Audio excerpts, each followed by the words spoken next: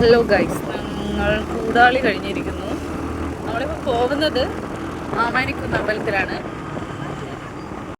ആതിരയ്ക്ക് തമ്പാച്ചിയാണ് കാണുന്നത് പോലും. ശരി, നമ്മൾ തമ്പാച്ചിയെ കാണാൻ പോവാണ്.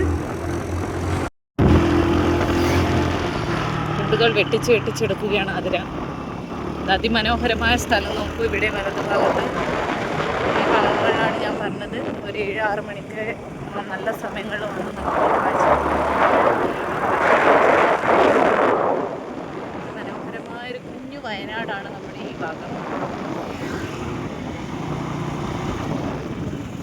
ഇതാണ് പാലം എന്ന് പറയുന്നത്.